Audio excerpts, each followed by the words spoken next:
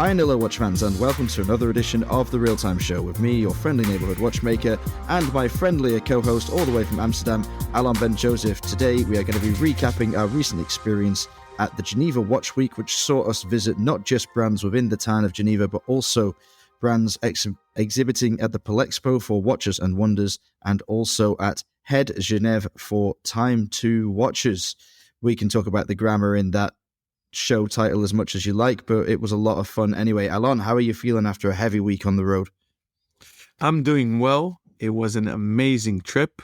I had the weekend to recover. You didn't. That's why you sound so tired. But it was amazing to hang out with you, to see old friends, make new friends. We had crazy laughter, a lot of cheese, and amazing watches. So this was one for the books. We had a lot of cheese and a lot of cheese right as well, because we saw Lucy, I think, every day that we were there, which was a delight. That's our friend from Watch Pro and a former organizer of Salon QP London, which was held in the Souchy Gallery years and years ago, and where I met my girlfriend, actually, funnily enough, at one of Lucy's events, so she has a lot to answer for. Let's start, shall we, with the day that you spent doing your retail business without me. I'd like to hear who you saw, what you saw, and what you made of it all. So I always say that the highlight of these shows for me is to see old friends from all over the world and make new friends. And I literally put my money where my mouth is, because I took one of the first flights out from Amsterdam, landed Geneva. The Palex was literally bang next door. You could even walk or take a shuttle bus organized by the amazing organization of Watches and Wonders. And I immediately rolled into a very early lunch with my buddy Pascal Ravessoud. He is the vice president of the Fédération de la Horlogerie, FHH. And they used to organize the SIHH fair, which morphed into what it is known today as the Watches and Wonders. And because new brands came on board last year, the likes of Patek Philippe, Rolex, Chopard, and a few more independents, as Basel World unfortunately passed away after 102 or 3 years, they formed a new foundation, Fondation. And to separate the state and religion, they now have less to say and to do there. But it was amazing to hear what the FHH is up to, what they're doing. They had an amazing exhibition at the fairgrounds, which I think you've missed, Rob. But I think you and I missed a lot at all fairs, because although we were there for 4 days, we hardly saw even half of everything. So it was overwhelming. It was a lot. It was fun. We literally stacked 30 minutes or 60-minute slots on top of each other. We didn't even have lunch any of these days together. I just started off with a relaxed meeting with my buddy. Straight afterwards, I went to Zenith, one of my favorite brands. And since we are authorized retailers for that brand, I jammed all the buying meetings on Monday where you weren't there yet. So Zenith, unfortunately, I got suckered in because I ordered my first private watch during the fair, and not just one, but two. I obviously picked up the new Pilot and a Retro Defy full titanium on an H titanium bracelet. That sounds pretty good. How was their aged titanium? Because it wasn't the first aged material that we saw over the weekend, but I didn't see the Zenith one. So what did you make of it? So sorry, it's an H-shaped ladder bracelet, and the metal, the titanium, is bombarded like the Zenith Chronomaster Revival Shadow that I already own. So they didn't give it a treatment in the sense that they satinated by spraying it with sapphire beads, but it doesn't have a coating. It seems blackish, but it's pure the metal. So that one looked stunning, but Zenith was on fire, again, in my humble opinion. Obviously, they revamped the Pilot collection, and a fun fact is that Jaco, the founder of Zenith, more than 100 years ago, registered the brand name Pilot in English, and therefore Zenith is the only brand in the world allowed to write Pilot in English on their dials, because all his successors paid the fees for the trademark Pilot ever since, and they never defaulted on that. So that's a fun fact for those that love hashtag Flieger Friday. They kept it simple and cool. They made a 3-hand version in stainless steel and ceramic, so it's not galvanized. treated DLC or black titanium. And they used the new El Primero caliber with a high beat, but no chrono. So I find that a bit confusing. I personally don't like it so much that El Primero now is used for non-chronographs, but that's maybe the old school guy in me. You know what? I agree with you. Yeah? Yeah. Okay, let's test something else. So I didn't like that Breitling used Chronomat for models that don't have a chronograph in them. They started last year, 2 years ago. I also despise that move, actually. I think it's ridiculous. And a friend of mine was discussing whether or not he should buy any Breitling chronomat, and he sent me the White Dial GMT, which is a fine-looking watch. Do you remember when they first brought out the AVI collection, which at the time was, of course, the Navitimers? Like, George Kern came in and renamed or redressed the entire Navitimer line with these obviously not Navitimers that just had the same name. I thought, you know what? That's a good watch. It's just got the wrong name, and therefore it's sort of leaning on the wrong heritage. And that's the case with the Breitling chronomats now. It's like, well, it's a fine watch, the White Dial GMT that's in the chronomat line, but it's not a chronomat. Indeed, because the analogy is because it has a rouleau bracelet, which they nicknamed the bullet bracelet, doesn't make it a chronomat. But okay, we're deviating. So Zenith kept it simple, 2 watches. Then they made a chronograph version with a proper El Primero. And they used the 3600 caliber, so that's the new one.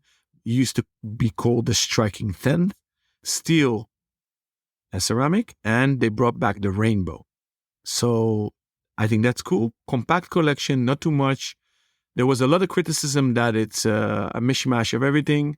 They have this lamel horizontal striped dial like a Nautilus or Aquanaut, but I don't think it's fair. I think it's contemporary. It's cool. The old Type 20 was outdated. It was very much due to an upgrade. I love it. Congratulations, Zenith. And I ordered one for myself. They did a full ceramic Defy Skyline, which I thought was cool, as well as a skeleton. I saw one thing on the embargo I can't share yet. Also amazing. So I'm doing this by heart. I posted them all on my Instagram, so I also need to recollect that. Going from Zenith, I went to see another buddy. Then straight afterwards to Oris. We used to be ADs, authorized dealers.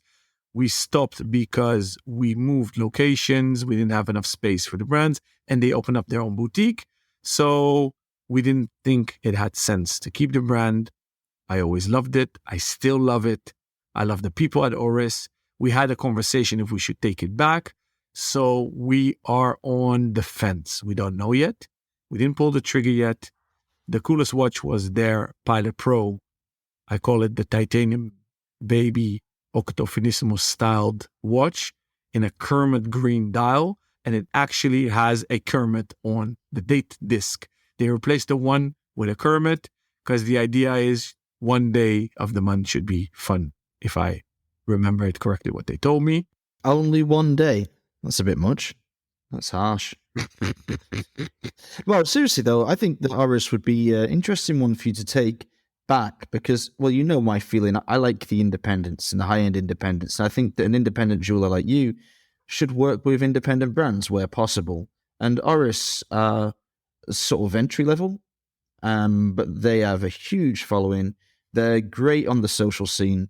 You are the founder of Red Bar Manchester and the organizer, and I believe that there's another event coming up soon from a notification I got, so maybe you can tell us about that as well. But Oris is such a great partner for Red Bar organizers. Might be a nice little pickup.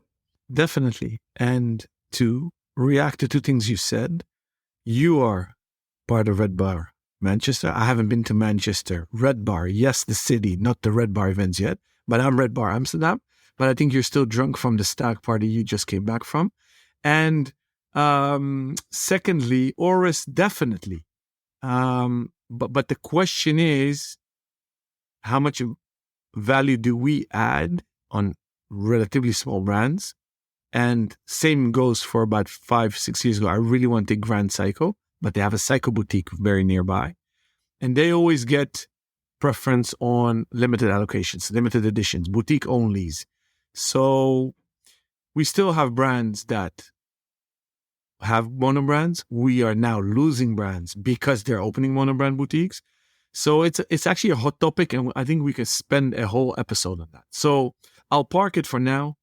Oris is on fire. They're doing well. They're not that entry anymore, Rob. So that's interesting. See, they're moving very rapidly upmarket because they're making more and more of their own calibers, which I think is a good thing. Going from Oris, I met up with my buddy SJX, one of my favorite blogs out there. I did twist his arm to come on the show. He said yes. He hates coming on shows, doing interviews. He came on the Ace List Live after twisting his arm for 3 years. So I guess we'll see him or hear him on the Real Time Show in only 2.5 years from now. They're doing well. Was a great catch up. Then, very brief meeting, went to Chanel. That was half for the Real Time Show and half to see possibilities to retail it. I think they're doing amazing. Hardcore manufacturer in the making. They invested in Kenisi. Not a lot of people know that. They invested in Belarus. They invested in Efejoun. They invested in Romain Gauthier. So whomever player hates on the fashion brands, maybe think twice. And our buddy David Vaucher is not on this episode right now, but I hear him nodding while listening to this episode. Do you, Rob? Absolutely, and I'm nodding myself because just last week, as I told you, my girlfriend's boss asked for some advice on what luxury watch to buy herself, and it was the first one she ever bought, and I pointed her in the direction of the Chanel J12 with my girlfriend's enthusiastic support, and she went ahead and bought it, and she's fallen in love with it. Although it did take her about a week to realise she had to unscrew the crown to actually set the time, so she was wearing it like a bracelet for a week, and it had the wrong time on it, which we found a bit amusing, but there you go. Baby steps in this hobby, and she's taking a good one, I think, to get started. It's funny that you say that because I hear that more and more often. Last Friday, I sold to my acquaintance son who turned 18 a Tag Heuer.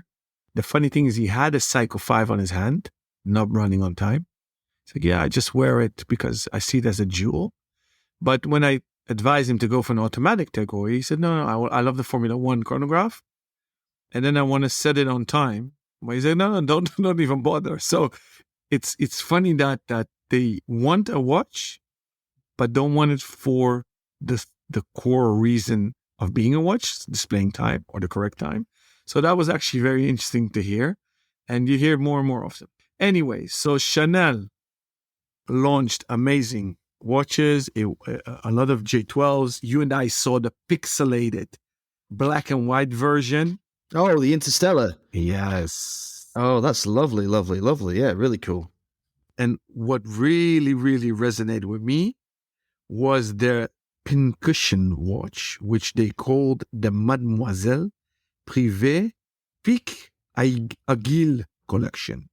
So Arnaud Chastang, the director of Chanel Watchmaking and the creation studio, he launched these series of 55 millimeter diameter watches with iconic themes, including the tweed and the fabrics, and then very lovely. And the clasp is a circle full set with diamonds. So really artistic. So I really like what Chanel is doing. So to be continued if Ace will retail or not. Straight afterward, I had to run to Tag Heuer, and they celebrated the 60th anniversary for the Carrera watch because in 1963 was the Pan America race, which was nicknamed the Carrera, hence the watch created by Jack Heuer in 1963, the chronograph, and why Porsche with their boxer engines created a car and was nicknamed the Carrera. And the funny thing is, up until 2 years ago, there was zero ties between the two iconic brands. And Frédéric Arnault, the current CEO and son of the owner of the LVMH Group, made the partnership possible with Porsche, and they did some collabs and advertised together. And they actually repaired a flaw in history, funnily enough. They launched new models. I love the chronograph where the tachymeter ring flange bezel is under the glass. They launched some versions on the current model, the O2 calibered chronograph in blue with orange, which we could nickname the TRTS watch. So blue and orange are colors. So the real-time show edition. So I already gave them a hint that they should nickname it that. But they started laughing. Do you think he laughed in my face, Rob? He surely didn't. And then they had some line extensions, Carreras for ladies, some aqua racers, very commercial. Point of criticism, though, not only Tagore, but everything on the fair, everything seems very expensive. Where I do think that Tagore lost touch with reality a bit is that new Monacos are not available for retail anymore. They're becoming monobrand boutique only, and they're going to 11K nowadays. So that is my point of criticism. I don't see why that needs to be done, but design-wise, lovely, novelties, lovely, and I'm happy to see that the Carrera is almost becoming middle-aged or past middle-aged. From there, I went to see my buddy Pim Koeslag, the new owner of Christian van der Klauw watches. Although they're not exhibiting there, he obviously has very strong ties with Frederic Constant Group, and he's still helping them out behind the scenes. So we met at that stand. That was lovely, seeing all the Dutchies there, because there are a lot of Dutch men working at Frederic Constant Group. Afterwards, I met up with Davide Serrato, the genius designer. Cool. Yeah. So we hung out, and then I went into town with my buddy Banu Chopra. He is the editor-in-chief of the US version of Revolution magazine, whom you can find on Instagram on the handle at Analog Display. So that was fun. As you see, not so much watches and a lot of friends. So I started off with a lot of fun. Then the next day, you and I had our reunion at the Head Building, which is basically the School for Creativity, I think, where the fair Time to Watches was taking place. Lovely, full of independent, small brands, which I love. I head out immediately when the doors opened to see my dear friend Hakim El Kadiri. He owns Elka Watch Company. Went to see him, hung out with friends, and then you joined. Yeah, then I was there at last. And it was quite an exciting start to the fair to see you for the first time in, I don't know how long. It's the first time since we started the real-time show, amazingly. And yeah, first time for about 18 months. But it was very easy to get into the swing of things as a duo operating in this environment as press for the first time together ever. And I think we made a decent impression on the people that we met. And the first one on our list for the day after we said hello to Hakim was Nicolas Pham and his brand Beau Bleu, which you will have heard like a short interview from last week when we published our 6 little snippets from the fair. And he was really nice guy, really impressive. I think his design process was interesting to me. Beau Bleu is known as the brand with the circular hands, which were visually inspired by the work of Galileo. And as Nicholas was putting this design together, he looked at it and realized that he designed more of a brand than he had a watch.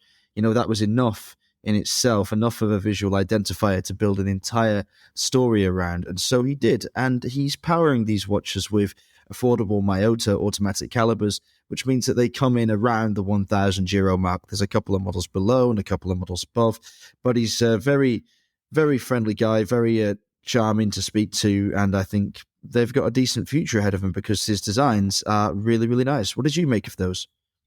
Well, I loved it from the moment I saw that brand Beau Bleu, because my buddy Frédéric Tempier, which we hung out with at the fair as well, today he is at Jacquet Dros, sorry, and I used to work with him at Parmigiani Fleurier.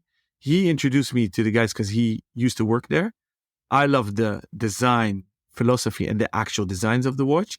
And by the way, big shout out to mostly you, Rob, because I had to run off to Watches and Wonders again rather quickly after you and I had our little reunion at Time to Watches, is you recorded some awesome episodes. And that was the first time the real-time show recorded on location at fairs. You obviously did the amazing recordings with Fortis, which were cool.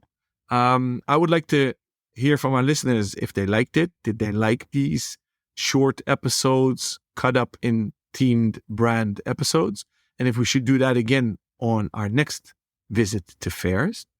Before I met you, by the way, I've seen Alexander Shorokov, which makes amazing, cool watches. I didn't even have time to post everything on our Instagram because I tried in the evenings like a diary to post everything that I saw, but I had such a big quantity of photographs and videos. We went to ID Geneva, where we met our childhood hero, Alain Silberstein. So that was the highlight of my day. That was pretty remarkable. Yeah, I hadn't expected that. What a treat. Yeah, that was amazing. And the awesome thing is we obviously invited him to come on the Real Time Show. So I went up to him, I introduced myself, and he says, Alon, I know you. I said, oh, sorry. But if you know me, I said, why don't you reply to my emails? He said, I never got your emails. What did you email about?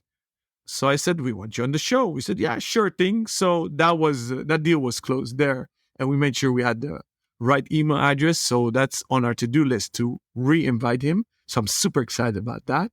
We obviously went to our Dutch friend Tom van Willik, the owner of both Aaron and Le Bois & Co.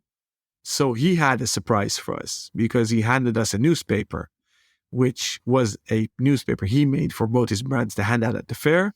And when we opened the first page, boom, there was my ugly face and your pretty face with our esteemed team members.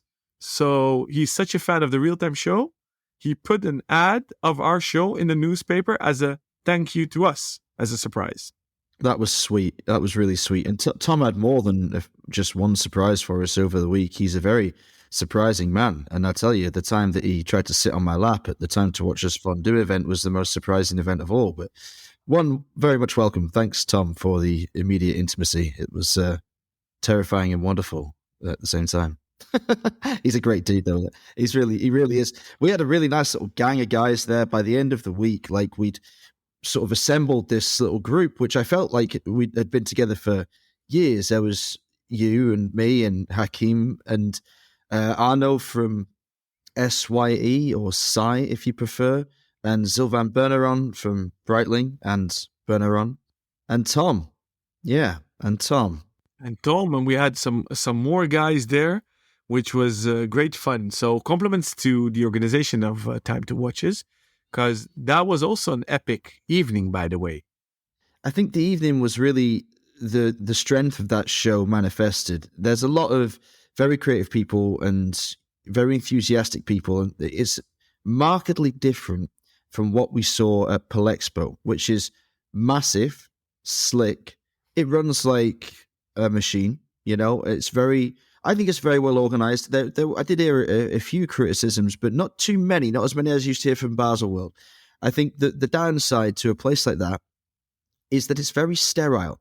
It's very cold. It doesn't have the emotion or the grittiness that sometimes one would like to see in independent watchmaking. The car, which is CARRES, is where you'll find all the independent brands like Chapek and Hortense and Ressence and Louis Monet and so on and so forth. And that's really maybe where the best balance is struck between independence and creativity and dynamism, but also approachability and friendliness and camaraderie. Time to Watch Us was very much the latter three things and less so the former. But I loved that as someone that is so into the people behind watchmaking and getting to know them and their stories and just building relationships with them that enhance their products to a level that no amount of metal, gold, diamonds, whatever, titanium or carbon fiber could ever match. And so, you know, having that time with the boys in the evening and seeing all of the different brand owners come together and share stories and share their successes and their failures and just simply share in time. It was a huge contrast to the very disparate and professional and sometimes soulless experience of the Palexpo. And man, you spend a whole day in the Palexpo and you can barely breathe, right? Exactly. And I did not have much criticism for Time to Watches because obviously they're small brands, they have small budgets, and I think with the minimum of capex, capital expenditure, they had a maximum exposure and effect. All the exhibitors that I spoke to this week and the week before, so let's say straight after the fair and then following up on all the meetings that I did, everybody was very, very positive. So that was lovely. There were a few brands that I unfortunately forgot the names, but they're so small and new, which I love to hear their stories, the entrepreneurs, about the brands, the brand philosophy, and we're getting them on the show. For sure, you recorded some amazing episodes that I wasn't there anymore, but I listened to them as a listener to the show. So that was fun. So I left Rob at the time to watch his fair, went back to Palexpo, met up with my friend Philip Budiman, who founded Montreux, is now the CEO of Les Ambassadeurs. I love to meet up with fellow retailers. We discuss everything that's going on. And I literally have friends from Europe, Asia, North America, South America, and all over, even Africa. And I forgot to say the evening before, I also hung out with Michael Tay from The Hourglass, my friend Olaf Olafsson also from Sweden, and actually a Dutch retailer. So we literally stayed in the bar to the wee hours of the night. And then I got to my room. I still had to post everything on my Instagram from that day that I shot. So after seeing Philip, I went to Tudor. I'm an authorized dealer for Tudor. We obviously saw the news on Monday morning of their novelties, and they brought a lot of heat.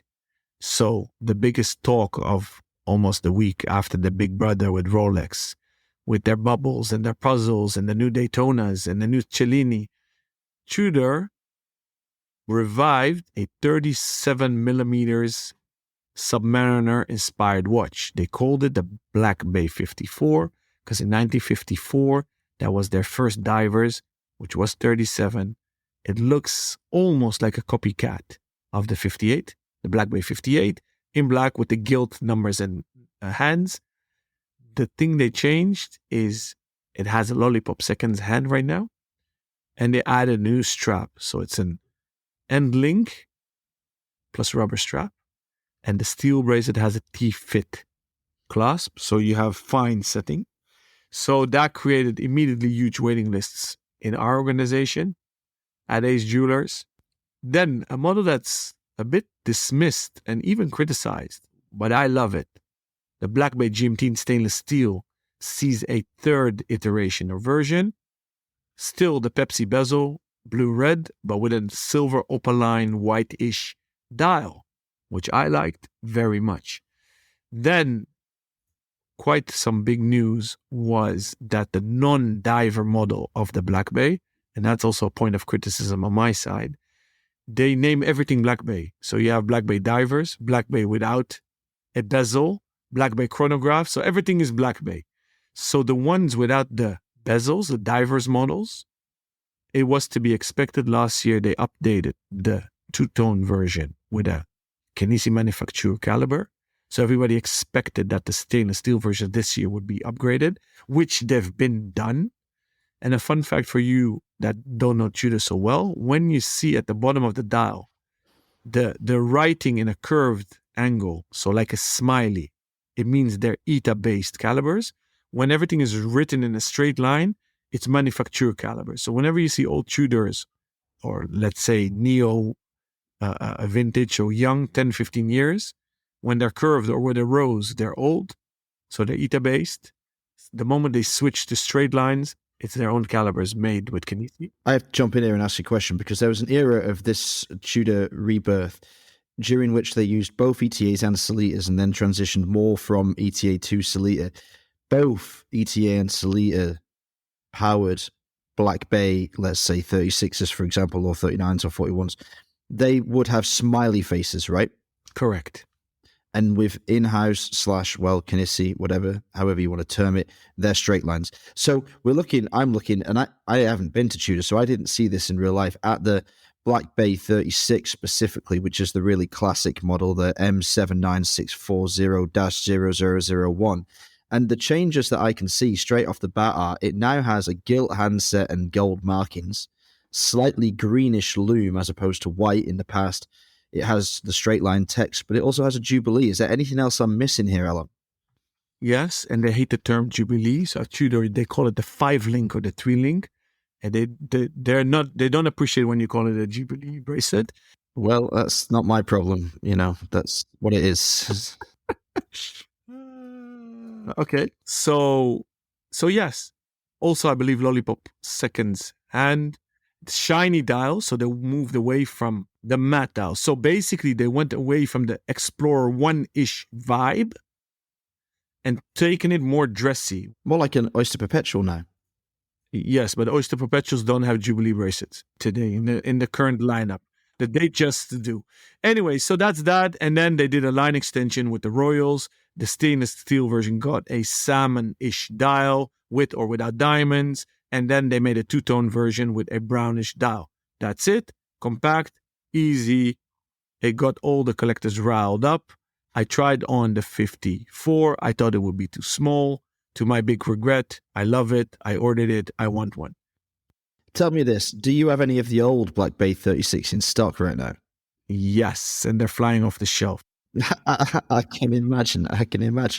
Yeah, so if you are on the fence, you want one, go to your AD ASAP, pick it up, because we do a lot of certified pre-owned, and if history will thus teach us a lesson, the old Black Bay divers, so let's say a decade ago, 11 years ago, David Asherato revived the Black Bay divers, and the first one was the burgundy dial with the ETA movement. It had a rose on the crown and dial and a smiley face.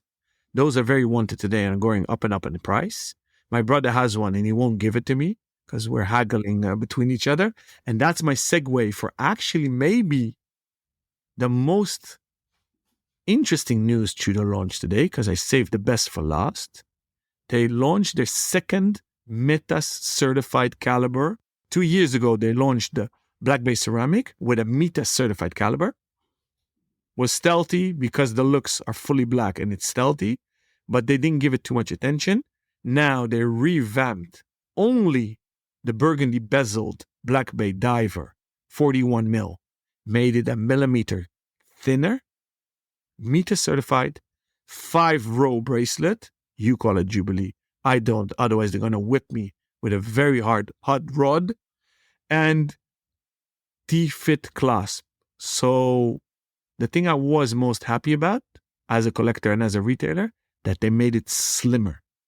So kudos to you guys, Tudor. That's a lot of news. I'm not sure how much of it I absolutely adore. I'm really intrigued by the 54. Didn't mean for that to rhyme, but 37 millimeters. Now we are talking like a real reduction of diameters to a completely different wearing experience. I mean, the Black Bay 58 was cool, and I would like to be a little slimmer, but beyond that, I had no quibbles with the diameter. 54 is not something I expected, and I am looking forward to getting one of those on my wrist. Do you know, by any chance, if that bracelet tapers at all, or is it just a straight line rivet? Good question. You know how these meetings are. I don't need to explain to you. You sat on the other side of the table selling to me. You sat next to me buying, and you sat next to me as a retailer. You know how quick it goes. I don't remember. Everything is foggy. I only slept 5 hours a night every night. I believe it tapers a bit because it's a riveted. No, let me think now. The 54 is riveted and tapers. The 5-link brace, I do think they do, but I owe you that answer. Sorry. No problem. I'm sure the 5-link, that's what we're calling it, tapers. I'm absolutely sure of that. And I don't know if I've seen a tapering rivet before. It's something about the way that Tudor positions the watch on the website and then the bracelet side shot that makes it look like it does actually come down in diameter. But I don't know how they do that with a rivet, because I mean, it's not a real rivet, I suppose, but it might be more difficult to get that looking right with the style, which otherwise is very straight and angular. Whatever, it's a lot of new stuff, and a discontinuation of something absolutely classic, in my opinion, something that I'm really going to miss because I don't have one at the moment. So I might have to go chasing, and if I can get my hands on a Smiley, which I believe are rarer than hen's teeth these days, I'll do that because I like the old one more. I like that story. So before we move on from this day, I think we're still on Tuesday, aren't we? Let's just recap what else I saw at Time to Watchers after you skipped out to your other interesting meetings. I went after Beau Bleu to Reservoir, the brand famous for the jumping hours and retrograde minute complications, which gives the watches a very, what's the word, gauge-ish look, I would say. They look like they've been ripped off either a car dashboard or an aeroplane, an old aeroplane. And I really like this brand. I have a lot of time for it. I think that they do interesting stuff. I like the fact that they were able to very easily create their brand identity with those two complications paired with one another.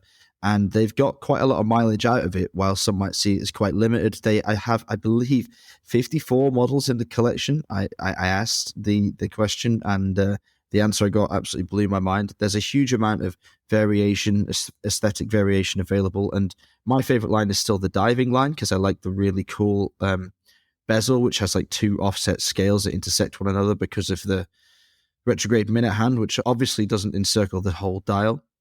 That was a really interesting one to see. I spent a bit of time playing with some of their comic book series, the Popeye model, which comes in a glorious illustrated box with about 20 famous Popeye characters on the lid, and the Blake and Mortimer model, which was released last year, I believe. And that one is also very, very cool and focuses on some classic cartoon figures.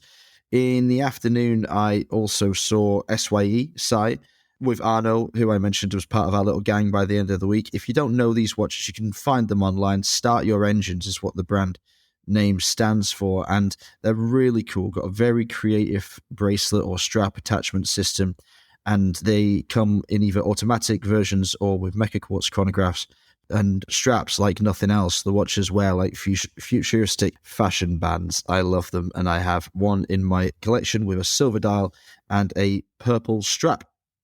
I also saw Cuevo y Sobrinos, who is a brand based in Cuba, a brand that I don't feel has much aesthetic resonance with a European market, but for some weird reason holds a special place in my heart. And I think that has something to do with their association and patronage of Ernest Hemingway. And their Hemingway watches are certainly my favorite, probably just coincidentally. And they released a new one this time around with a black dial and some red markings and bronze markings, and the very easily identifiable angular horn-shaped lugs, and the Marlin case back, which has like a fish jumping through an H on the case back. It's weird. It's not for everyone, but I have a real soft spot for it. I'm not sure why, but it was fun to see them again. And then I saw Zinn, Frankfurt am Main, German brand. You know them well for their tool watches. Are you a fan of Zinn, Alon? I believe a lot of our listeners are. I definitely am. I see a direct link between the old IWC, I mean up to the 90s, right? The Porsche design era. Yeah. And when IWC stopped with it in 1990, it seems Zinn continued. And I always loved their utilitarian vibe and quality, and I always had that good value for money. And I believe that Bell & Ross once started with Zinn. Didn't Zinn make the first Bell & Ross watches? If you tell me, that's news to me, but I know that they have good ties with SUG, the case makers, so it's possible they could have at least helped play a role in the creation of the earliest Bell & Ross watches. I'd never heard that before in my life. Is that true? Let me Google while you continue. But to answer your question, I answered a way long answer, but very short. Yes, I love Zinn. There's not much that I don't like about them. Zinn has released a really nice new alloy. It's a bronze gold alloy for their dive watches, so it's a bit of an upgrade in terms of materials and material science for the brand, which is not known for messing around with precious metals in any way. It's similar, of course, to the kind of proprietary material we saw from Omega a year or two back, but much more affordable, especially if you take it in the bicolor model, which has a regular case middle made of steel and or titanium. So this new material, which they call gold bronze, because that's the kind of creativity you get out of Germany most of the time when it comes to naming things. You just say what it is, and there you go. I've done with it. Very straightforward. It's a lovely watch. This gold bronze is, I would say, it's obviously a little richer than a regular bronze color, but it's not quite as lustrous as a similar material created by Omega for their dive watches as well. Now, what we have here are three options. They're all in the T50 line, which is a really nicely sized watch. It's water resistant to 500 meters.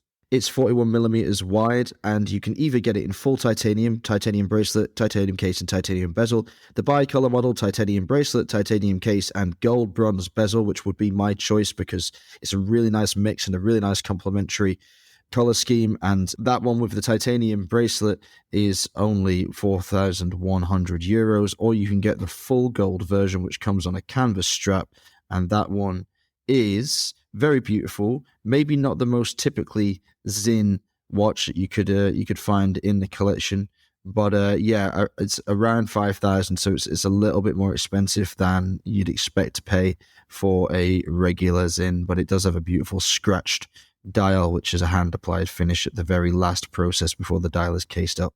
So yeah, nice, interesting. I tell you what though, the Zin website, it needs an update. Zin, SINN.de. It's very technical catalog. It looks like more of a B2B site, to be honest. And for the people that find Zin attractive, I think it's probably quite nice and easy to use and reassuringly direct, but it's of its time. Let's put it that way.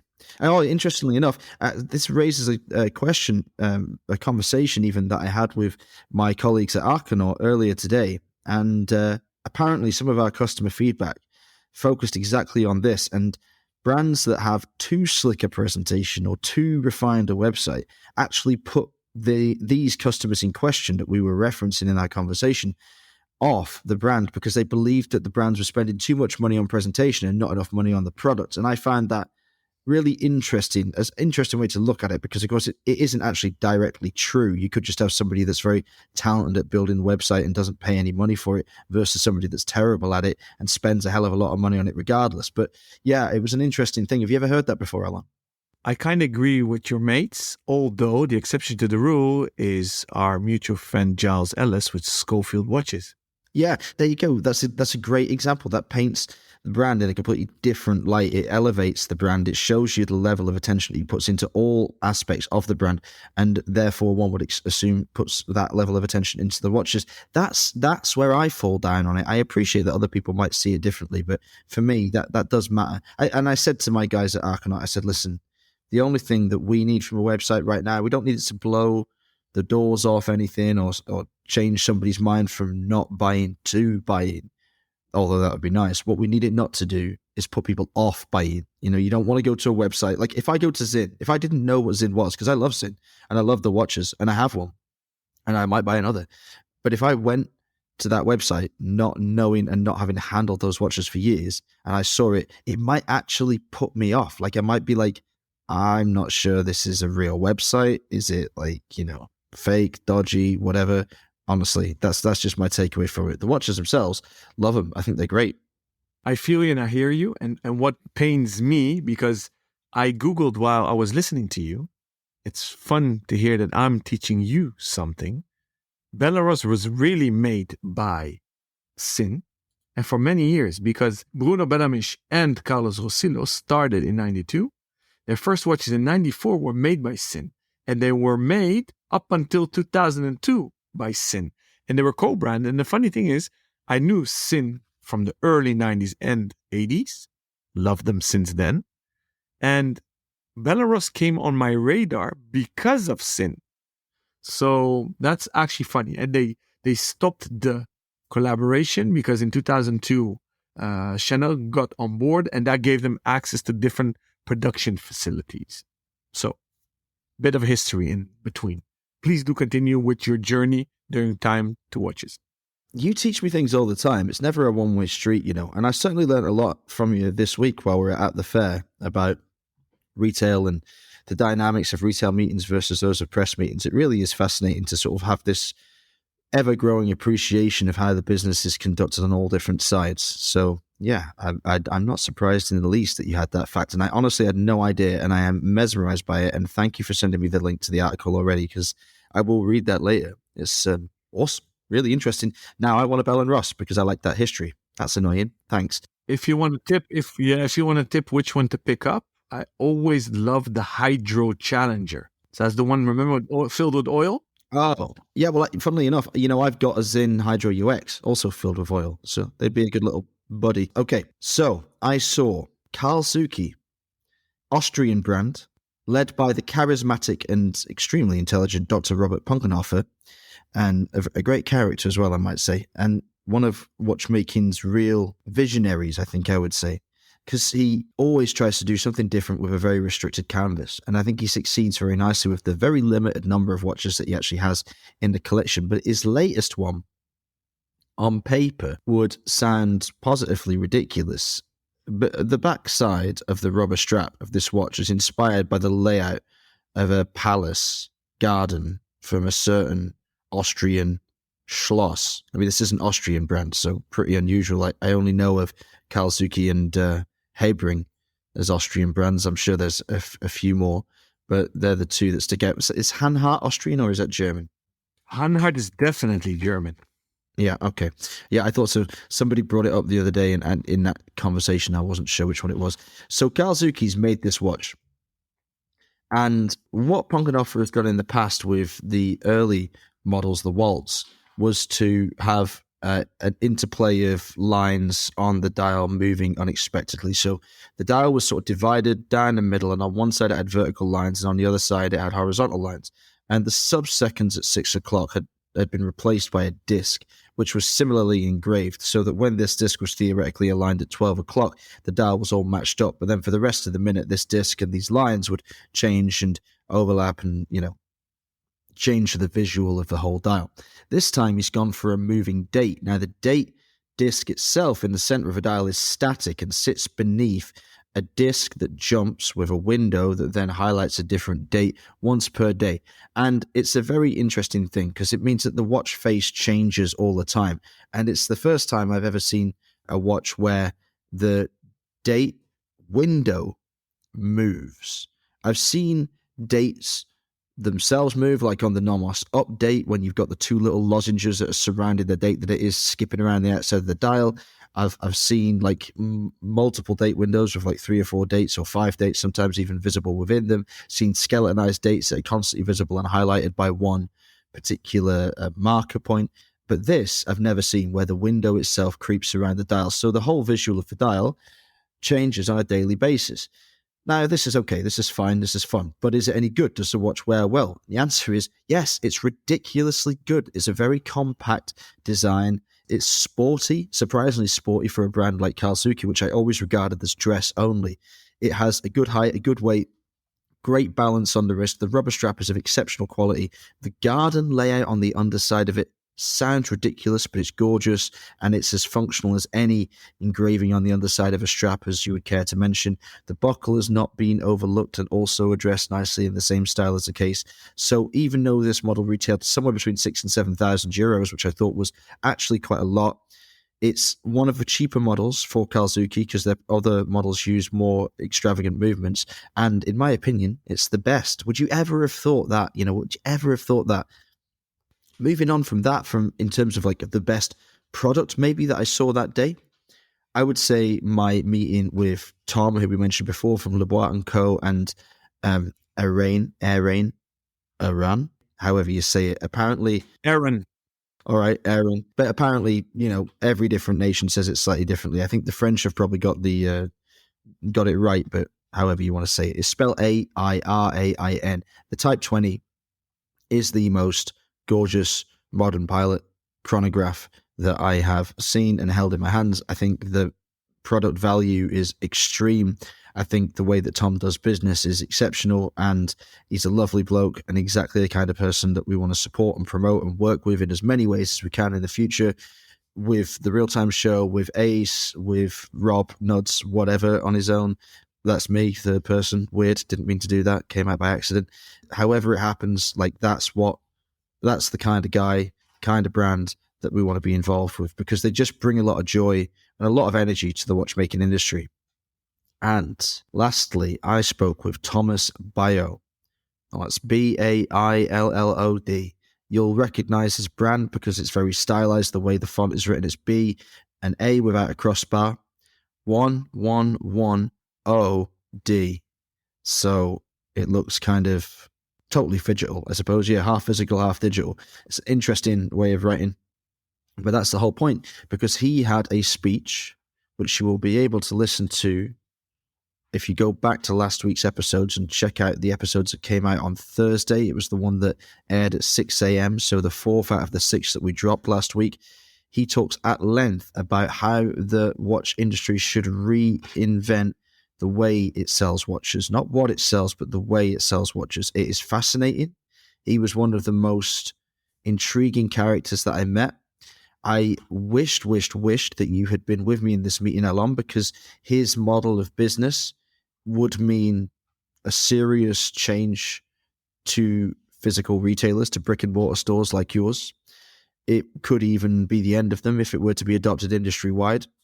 And I wanted to have your feelings on that because you, like him, are very experienced in the digital space, far more so than me. And I think it'll be a fascinating conversation. And so I've invited him onto the show because I want you two to have the chance to really go at it. And I honestly believe that it might have to be a bumper episode, maybe even a two-parter, because it's so fascinating and there's so much to learn.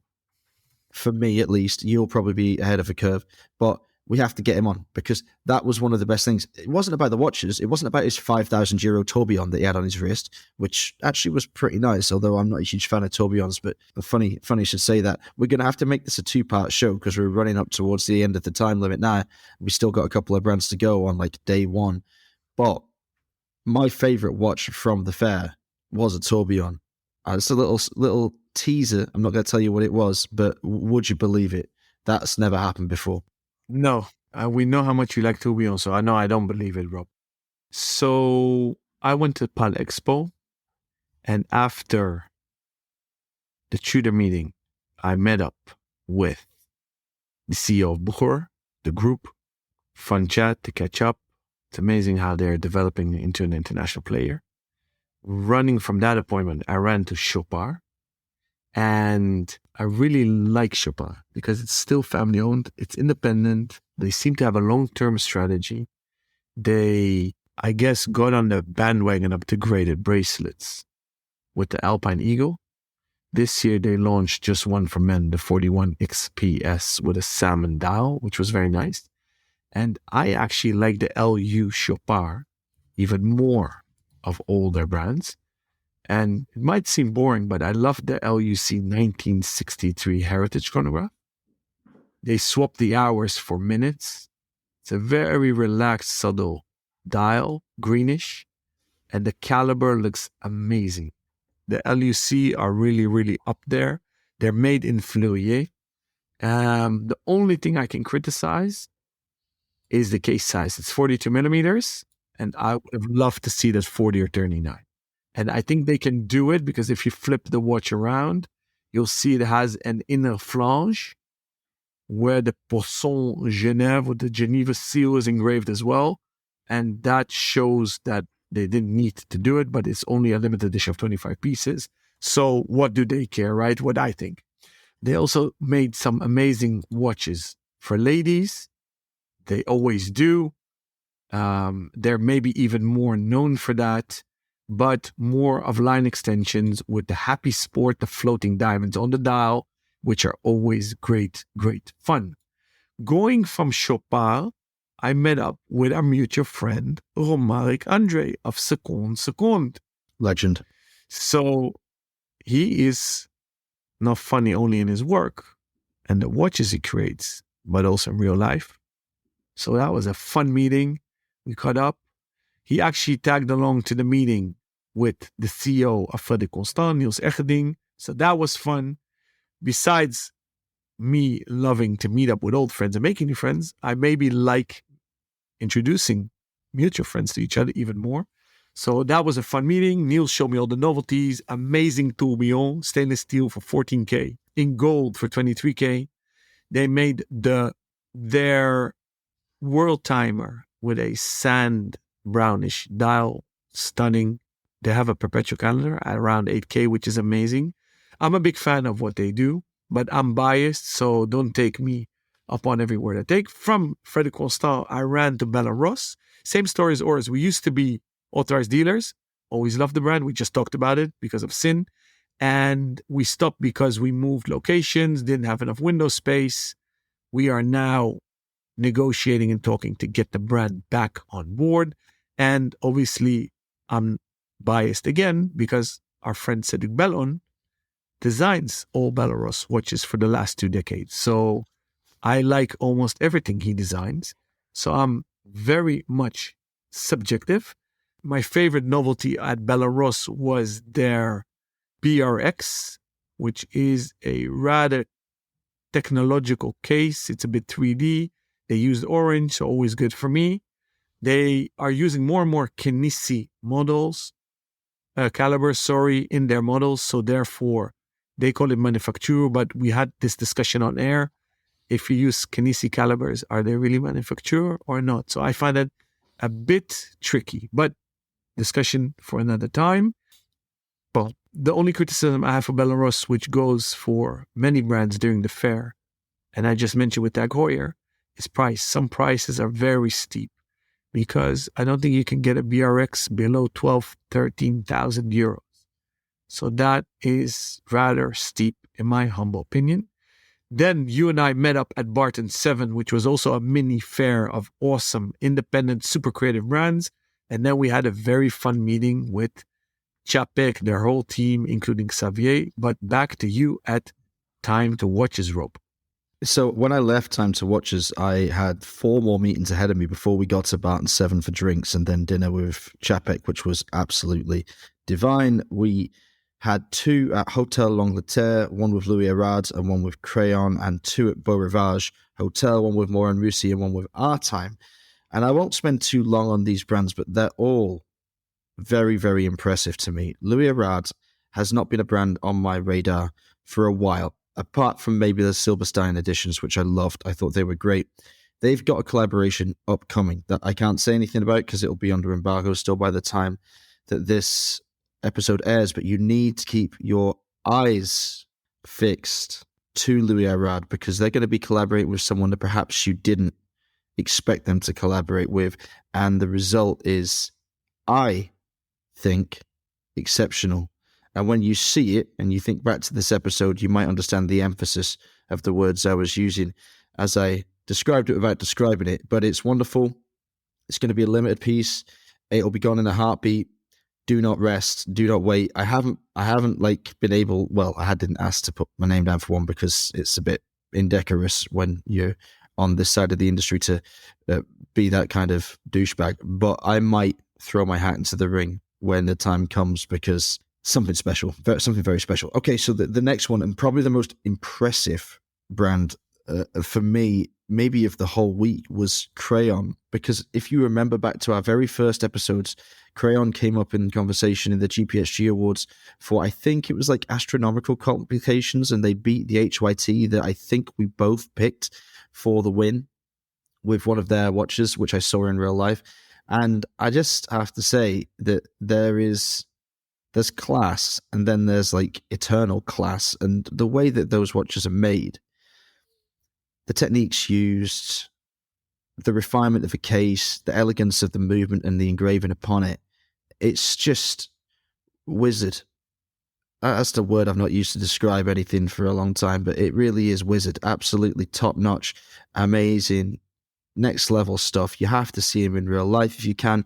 It may be difficult because I don't think that they're widely stocked around the world in places, but make an effort to get to a fair like maybe Geneva Watch Days in September if you're curious about the brand, if you're thinking about buying it. Spend some time with those watches and I think you'll be converted. One of the dials, which is now sold out, is like hand painted with like hundreds of little tiny cells, each using a different shade of blue to achieve a perfect gradient from top to bottom. And it's just unbelievable to look at that somebody actually managed to do that. Morin Moussi is a brand that I have had a huge amount of time for since I met them in 2000 and I think maybe 18. Around then I was working with Sky Sit for Scholar in London, and we met in Basel for the last time, actually. I think it was the last full proper Basel fair, whenever that was. I'm sure that will corroborate meeting time. And they're a couple of really great guys, Christophe and Olivier, and they are really just a lot of fun to spend time with and a lot of fun to chat to. And the watches and their gasketless cases are absolute units. I think that they're the best rivals to Hublot on the market if you're into something that kind of size, something edgy and aggressive. And they are now branching out into the Japanese market, which means that we're going to see a lot more smaller cases and lighter cases with new materials like titanium being brought into the fray. So if you like the design, if you like the silhouette, if you like the concept, but you always thought they were a bit too hulking for you, keep your eyes on them because something's coming. And then Our Time, this was one of the big news brands of the fair, a collaboration between several watch industry legends to create a totally brand new skeletonized movement in a sapphire and metal sandwich case, and it did not disappoint. In fact, it wowed me in real life, and I think that that's going to be a brand that sticks around for quite some time and does some pretty exceptional work. So that was followed by drinks at Barton 7 with Lucy Cheesewright, of course, the legend that is, and then dinner with Chapek and our friends from the UK market, including Pietro and Simon Porter, Johnny McAlone, and who else was there? Andy and Penny and Jane and you and me. And that was a lot of fun. A lot of fun. A lot of cheese. A lot of cheese. A lot of fun. Relaxed atmosphere. Cracking a lot of jokes. Reminiscing. Andy and I actually never met, but we chatted for 3 hours reminiscing. Well, he's a bit older than I am, but actually we were like two old men reminiscing about the beautiful times and bitching about the not nice people. That was actually great fun. And I ended up the evening actually cracking jokes with Xavier for an hour, going down the repertoire of jokes we both remembered and dissecting the philosophy of humor and stand-up comedy. So that was great fun. And you remember what he did with the bill? Oh, wait. Firstly, we should say thank you to the man that actually paid the bill. That's Patrick Capek. And we should say, what were you thinking to the man that tried to pay the bill after it had been paid while no server was present? That is, of course, Chapek's inimitable CEO, Xavier de Rocamorel, who, believing Patrick hadn't yet paid, simply took the card machine, entered a random amount into it, and paid with his card. And then the waiter and Patrick turn up from around the corner, and Patrick's like, mate, I've paid already. And then the waiter's looking at the bill that Xavier's entered into the card machine. He's like, it's not even enough anyway. It was like so embarrassed. He overpaid. No, that's the funny thing. He didn't. He underpaid. And that was even worse. He was like, yeah, you know what? I'm going to put in like a massive amount so that they have like a nice tip. And then it was like, we had more cheese than you realized. Anyways, it shows though that he's a gentleman, because literally the restaurant was empty. We were the last ones to turn off the light. There was nobody in that place to be seen for 10 minutes. So he took responsibility. He paid. They know him. He left his card and he said, if I underpaid, I will pay tomorrow. And if I pay too much, they'll refund me. So, but he took responsibility, which I liked. It was amazing. It was wonderful to see. It was perfectly in character and just the most hilarious end to what was a really touching evening with some good friends. And that is where we're going to round up today's episode. We will be back next week with our adventures together from the Polexpo and beyond. Thank you for listening. If you'd like to get in touch with the show and ask us any questions about what we saw at the fair or during the week in the boutiques and in the centre of town, then please get in touch. You can do so either via Instagram. I'm there at Rob Nuds, that's ROBNUDDS, and Alon can be found at ALONBENJOSEPH. Alternatively, you can contact us via email, either rob@therealtime.show or alon@therealtime.show. We've got an interview coming for you on Thursday from one of watchmaking's leading lights, that's Dr. Rebecca Struthers, and then the following week we will be back in the studio to finish off our Geneva Watch Week discussion. Until then, stay safe and keep on ticking.